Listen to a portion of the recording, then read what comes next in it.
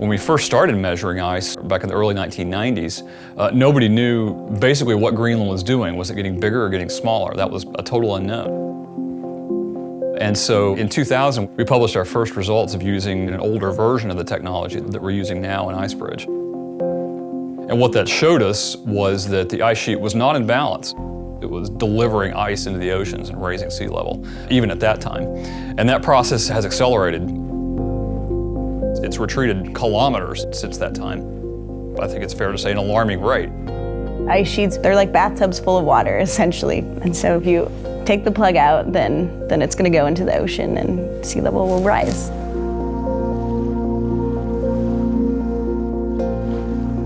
Majority of the people of North America lives on the shoreline. You go to the European continent, the same. South America, the same. That means majority where people live will be afflicted by the change. If we are true believers in spirit, we cannot just watch them drown.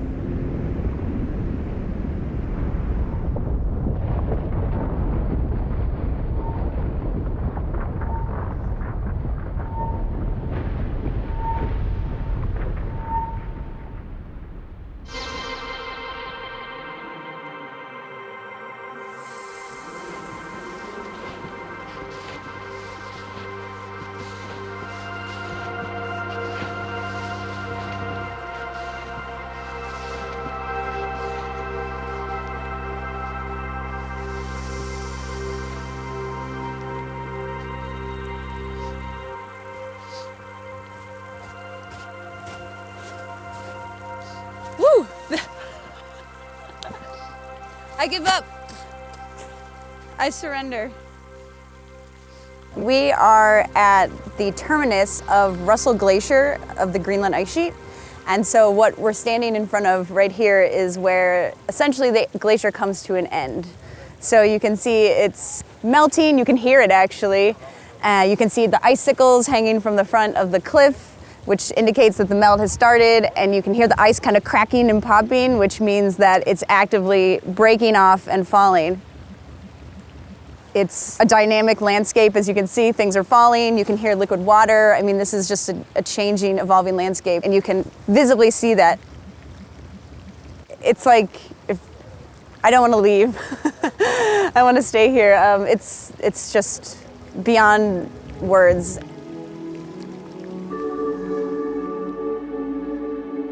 I went to a very small liberal arts school in Vermont, and I think I applied to like 15 different grad schools because I had no idea what I wanted to do. And I ended up from Vermont all the way to Oregon, and I'd never seen a glacier before until I went to Oregon. And I fell in love. I absolutely fell in love, and I don't even know if I can necessarily say what it was about them, but the landscape was so different and dramatic. To me, it's a very moving landscape, and it truly touched me as it pretty much directed my career choice in life. So yeah, it was love at first sight, I guess.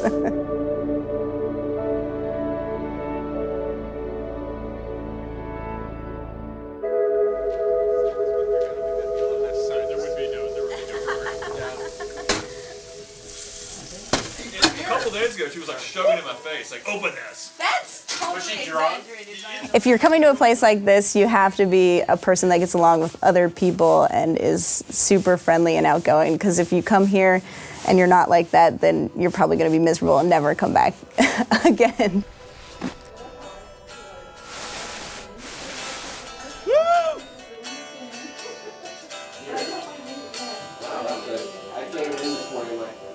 I've eaten more meals with some of the folks here that I'm in the field with than I have with other most important people in my life back home.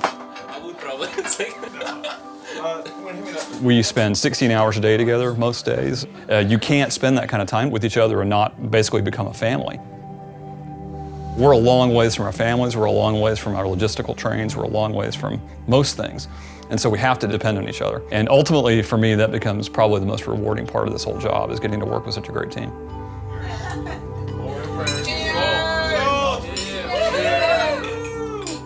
Operation IceBridge!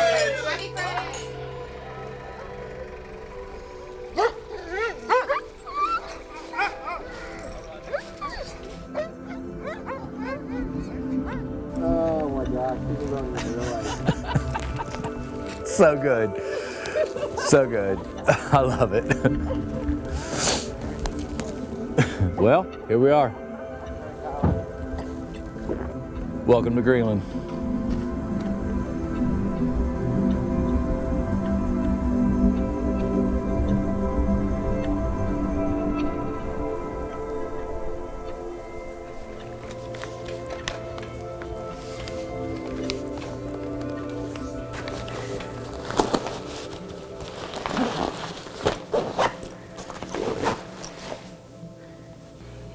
Some snacks for the plane.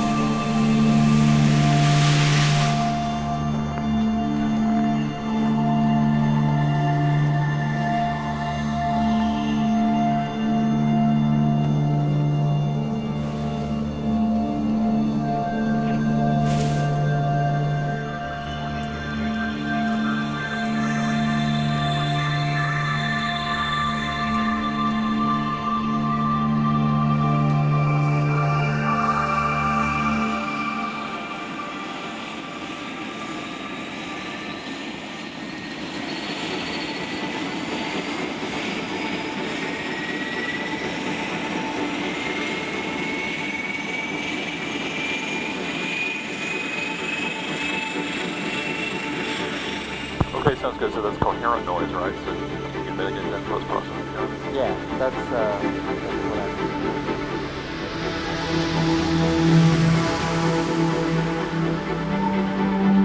Alright, you guys turned off the noise over there? M-Cores is off, and I think the camera field is off. Having the chance to actually see the ice, it connects you to it. Saying your voice is high. M4 is It's sort of an inspirational thing from a scientific standpoint to be able to look at something that you've been, building your career off of and looking at how beautiful it is.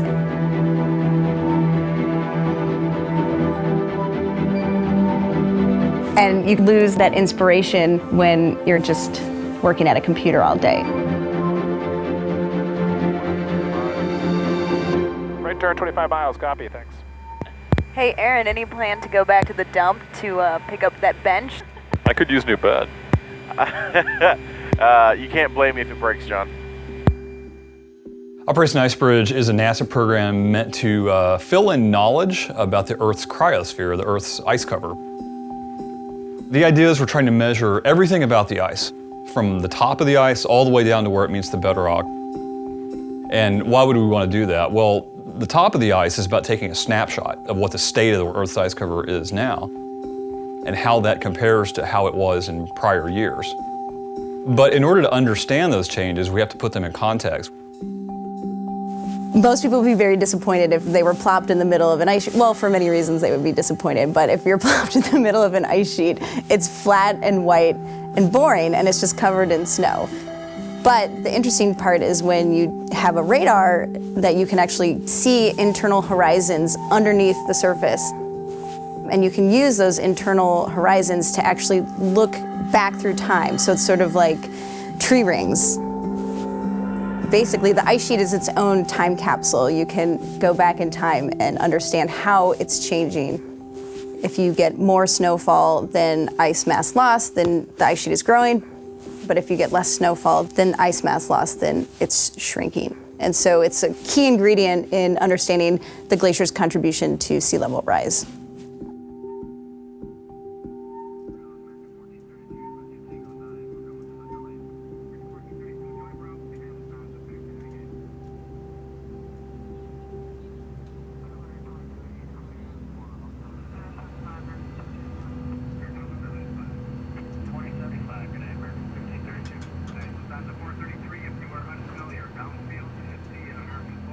Genuinely, I'm like a little kid out here.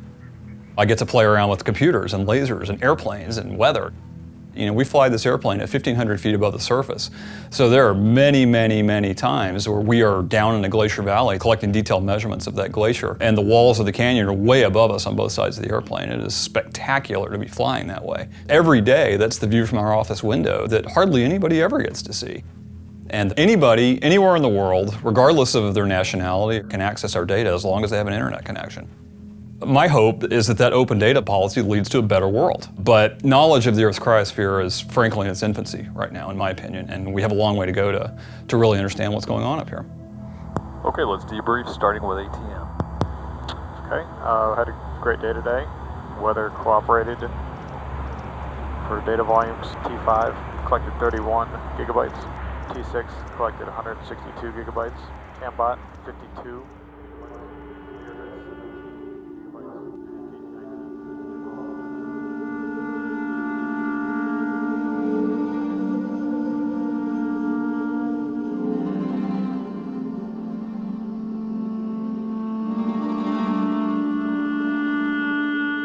I'm lucky today. I don't know how people would study ice in the 50s. What did you go to the ice and, you know, make a measurement, dig a hole, and then come back? And I mean, you're supposed to make an inference about the entire ice sheet just from that one data point. Mainly people thought that these ice sheets responded on such long timescales that they would never be able to change anything to actually impact the ice sheets enough that would cause a visible change over human timescales.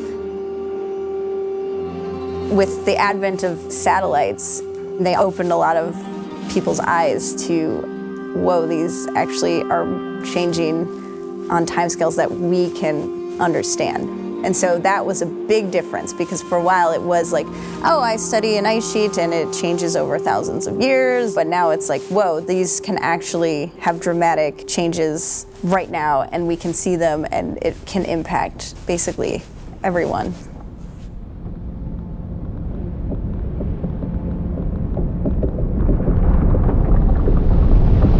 The devastation of Katrina, catastrophic.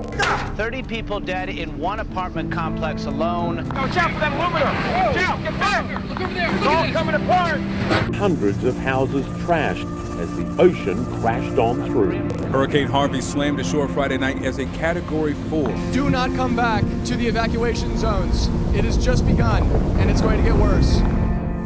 It's hard to get people excited about ice sheets when you tell them, oh, they're contributing 1 millimeter per year to sea level, and it's a hard number to tell people. So, you know, you think, this much, you know, how is that going to matter? But it's the impact of storms that gets magnified once you have an additional millimeter that can then impact a much larger area if you have a massive storm. We're pushing the extreme. So we're getting more extreme storms, and then if we have rising seas to go along with it, that means the impact is just going to be more widespread.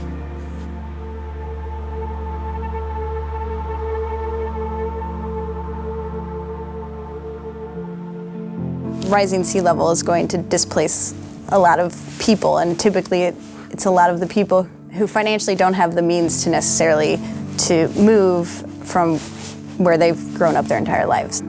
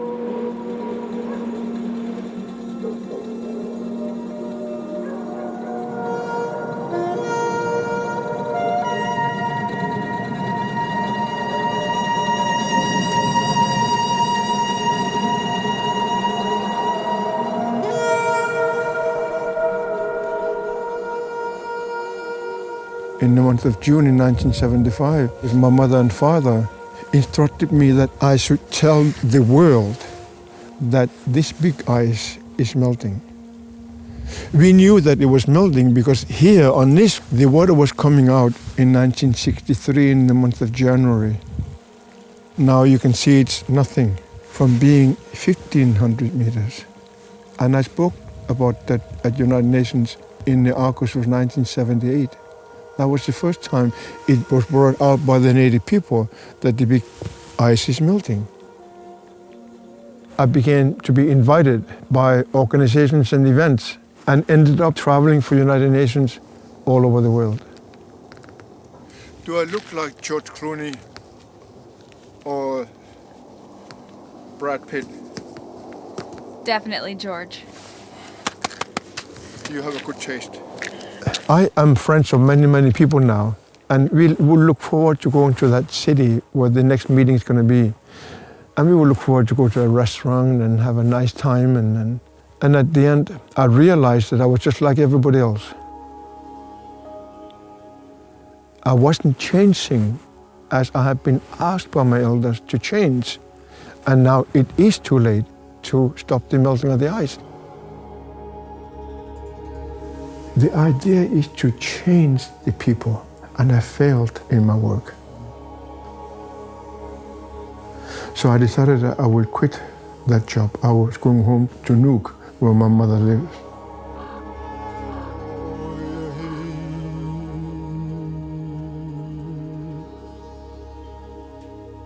Welcome home. Ho ho! My mother was sitting on my father's chair. We took our hands together. She closed her eyes. She said, "Son, you're just gonna have to learn to melt the ice in the heart of man. Only by melting the ice in the heart of man, man will have a chance to change." And I can still hear her saying that. I did not succeed because I failed to change the leadership of the world. They still talk about the same old stuff. For the last 40 years, they've been trying to get to an agreement. No matter what we do, we cannot stop the melting of the big ice. We cannot. But politically, they refuse to talk about it because it is too overwhelming. And we will scare the people. I'd rather scare the people and wake them up than let them drown in ignorance.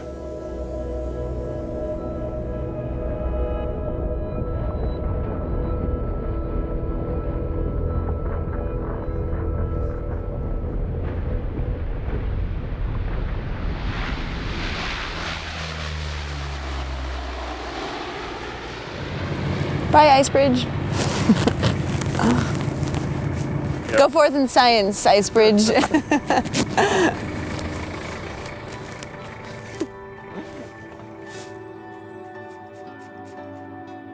The slice of time that we live in, our Earth looks like this because of how big the ice sheets are.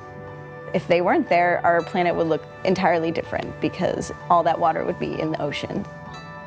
Just keep that in mind, that as these start to change, our planet as a whole will start to change. So.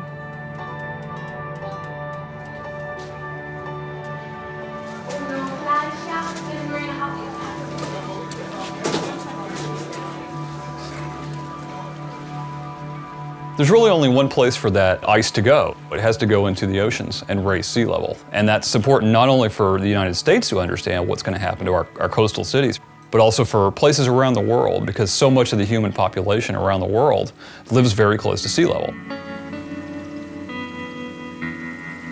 Public policy decisions will have to be made to shore up all that infrastructure. And those public policy decisions need to be informed by facts, not by politics, but by facts.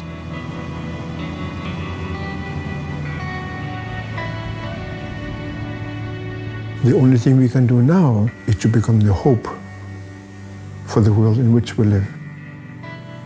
You personally can become the hope in the world you live in. So my prayer is that one of you will awaken in the spirit and become the guiding light for the people in your world. Because the world in which we live needs hope. That's the greatest need.